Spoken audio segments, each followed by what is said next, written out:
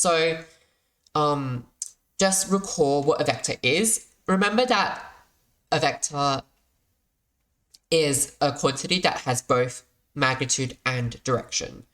So it has two fundamental aspects to it. It has both its magnitude and its direction, and that's in contrast to what we call a scalar, which is a quantity that only has magnitude, so it doesn't have a direction. Remember that when we take the opposite vector, we mean a vector that has the same magnitude but going the opposite direction, and that the opposite vector of A is simply just going to be negative A. So if we put a negative sign in front of a vector, it will flip the direction. So if A equals AB, negative A will be BA. So it will be the same magnitude, it will just be going opposite directions. And remember, in order to add vectors together, we place them head to tail. So basically, you just put the tail of the second vector onto the head of the first vector. Then you draw the resultant vector, starting from the tail of the first vector, pointing towards the head of the second vector. So here you can see when we're adding A and B together, A plus B will look like this green vector here. And also, remember that vector addition is commutative, which means that it doesn't matter which order you add them in, you will still get the same resultant vector. So it's kind of like normal addition. We can say that 2 plus 4 is equal to 6, but that 4 plus 2 is also equal to 6. It doesn't matter which order you add them in. Same thing here. You can see what happens if I started with B instead of A. I put the tail of A onto the head of B, and I still get the same green vector that looks like that, pointing in this direction with the same length.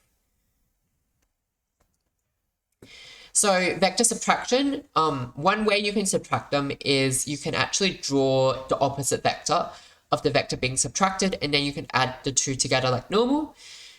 In this sense, you're treating A minus B as the same thing as A plus negative B, so the opposite vector of B. So you can see here with A minus B, I've basically drawn negative B by flipping the direction of B, and then I added them like normal, because A minus B is the same thing as A plus minus B. So I get this purple vector here for A minus B when I do that. Another way of vector subtraction is you can put the two vectors tail to tail, and then you can draw a vector from the head of the vector doing the subtracting to the head of the vector being subtracted from. So in other words, if you're doing A minus B, put the tails together, then draw a vector from the head of B pointing towards the head of A. And this order is really important. Don't draw from A to point to B. That's not going to be right. The order is important. It's kind of counterintuitive, so make sure you don't get it the wrong way around.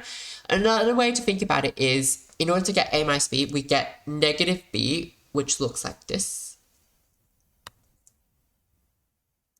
plus A, like that. And when we do vector addition, it'll do that. So negative B looks like that.